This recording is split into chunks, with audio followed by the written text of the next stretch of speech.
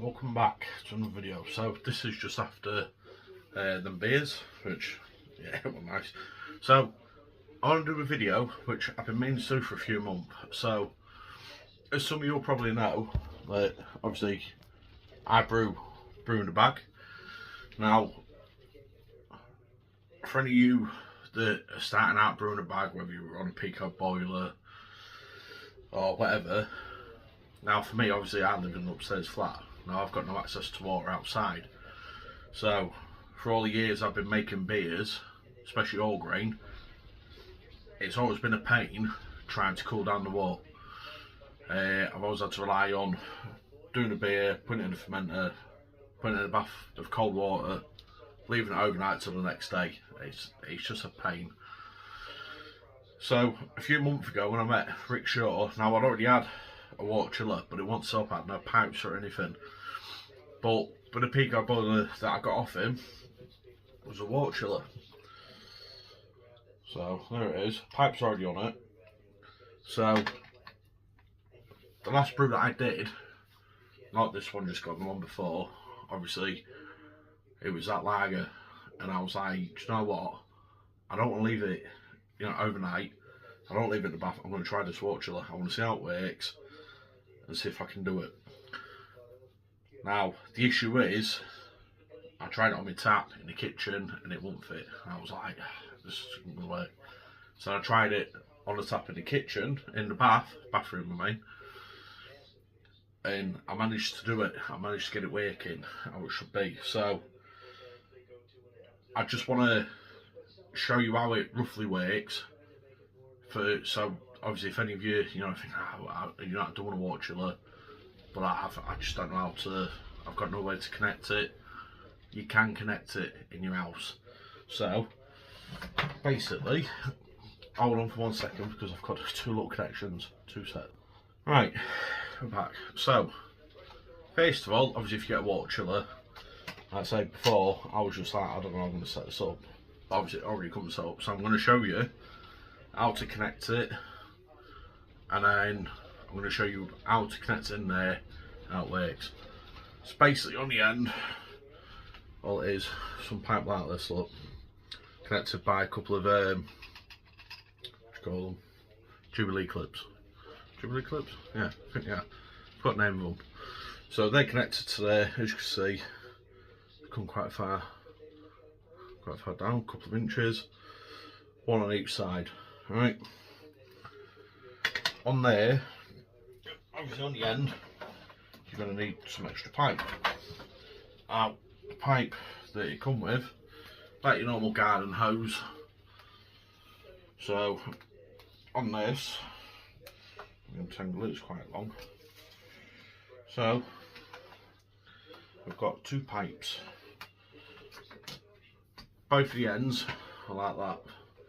You can see it's got the little locking bits, and then on the end of it, the end of one, it's just like that, so that's where your water's going to run out. But then you've also got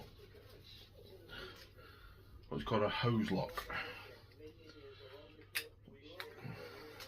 which looks, get the water out of it, so I have to use it tonight.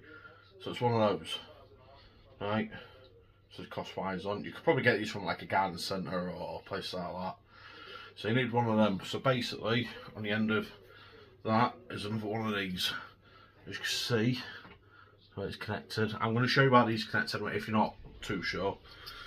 So obviously I had to learn this myself. I don't want to be asking a lot of people. So obviously quite simple. So that goes, pulls back, clips straight in. Right, now that bit is a bit that's going to go in your tap. Now, all you're basically going to do from these is, as you can see on there,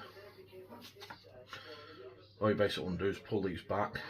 So, let's get these back.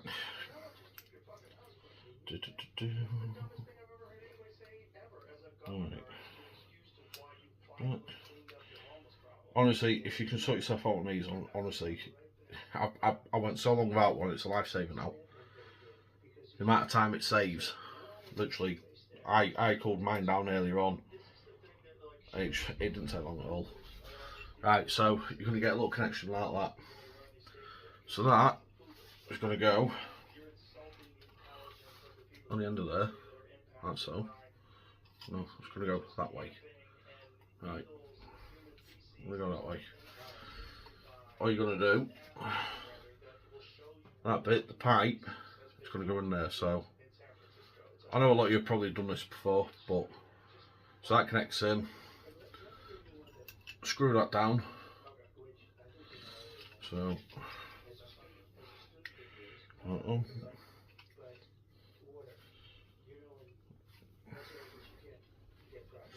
right, that's on. So we'll get the other one on. Get the one ready. And then what we'll do is I'll show you in the bathroom how many taps. It's the only one that I can do it on. So I'll get these back again. Again, that's so. Pull it back. Don't pull them too far back, because I think if you pull them too far back, you might end up snapping them if you get pulled too far. Might not, but right. So again, you want that on the end of there, like so. Pipe in, screw it down. Right, so now you want to make sure it's tight. Right, so now we've got the pipes on. Right, so what I'm going to do, dripping water. So what I'm going to do is I'm going to take this into the bathroom. I'm going to show you how it works. Bear me a second. Right, I know the light's not too good in here, but we'll do our best. Right, so what we'll do is we'll place this into the bath. Place that in there. So imagine that's in your Pico. Got your pipe. Right, so that I'm going to leave that as it is because that's how I used it earlier on. So what we're going to do, my tap's quite small, so basically what we're going to do, that's going to go on there like that. Sorry for the angle. And once it's on, that's going to clip into place. But what we'll do is we'll put it that way. I'm trying to do this one-handed. Right, so it could be a bit tighter. So it'll go on the tap like that. As you can see, imagine that's in your Pico. Turn your tap on. It'll be a little bit spread up, come out. Your tap. And we should get, look, there we go. So it's literally as easy as that. So that's all you need. It's just a couple of pipes like that, your connections. Obviously once your Pico's in, you just want to leave that pipe running. Obviously I ain't got the tap fully on, so obviously it's not pouring a lot out in a minute. But you get the picture. And literally to take it off, that's it. That is literally it.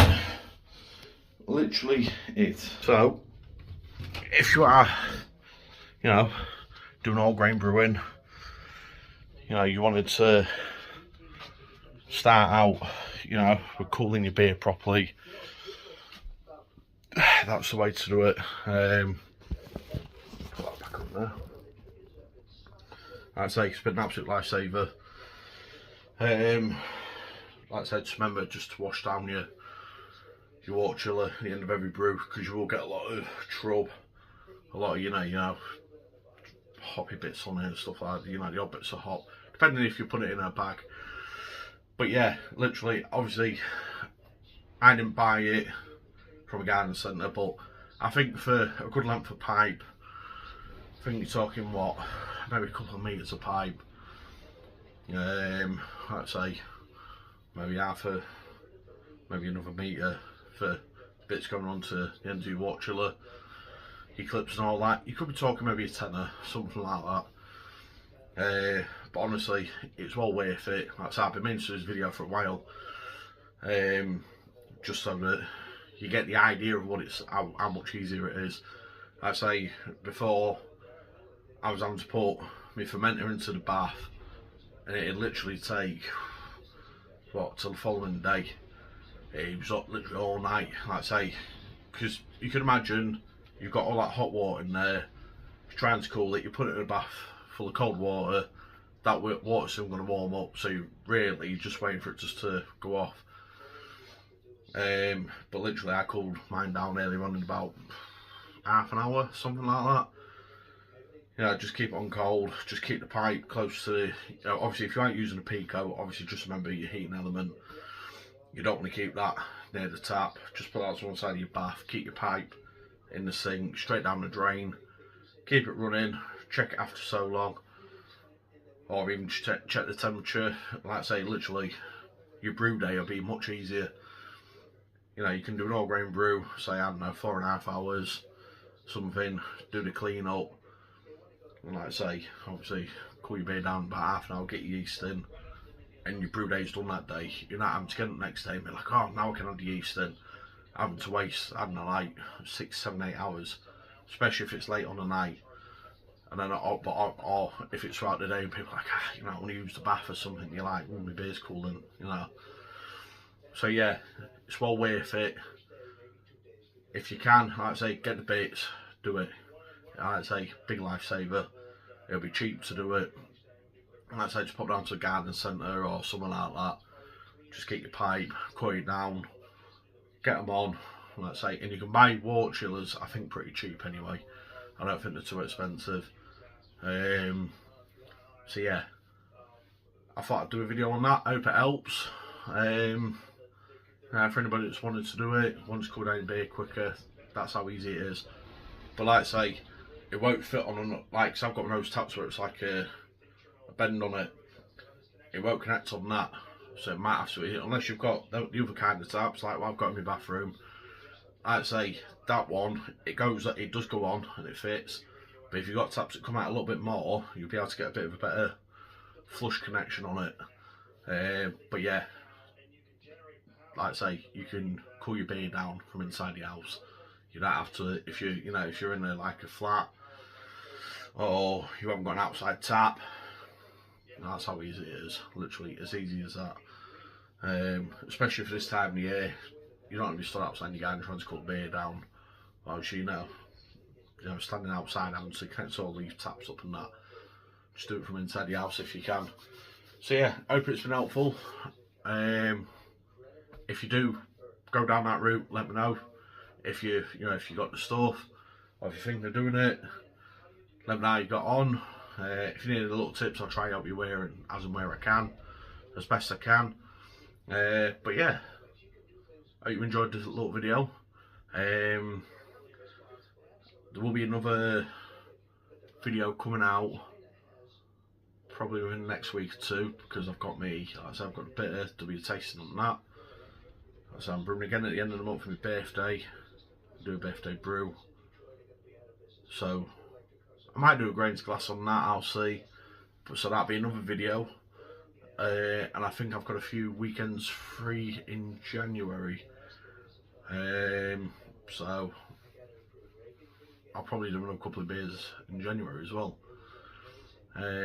Or being well on a weekend, get a few more done, get the bags filled, or get the kegs filled. We'll see. But yeah, keep watching. There is, like I say, I know I've been away for a while. Like I say, I actually haven't had time to do videos, but keep watching, because there is going to be videos coming now. Like I say, I've got one coming out before this. Well, you would have already watched it by now. And there's this one. There's a brew date. There's a brew one. Like I say, there's beer tasting. There's going to be another one, and then hopefully on into January, February, going onwards, and we'll start getting some more videos out. Be a bit more active on YouTube. So yeah, cheers again for watching. Don't forget to like, comment, subscribe. And I'll catch you on the next video. So cheers again. Cheers for sticking around. Catch you next time. See you later.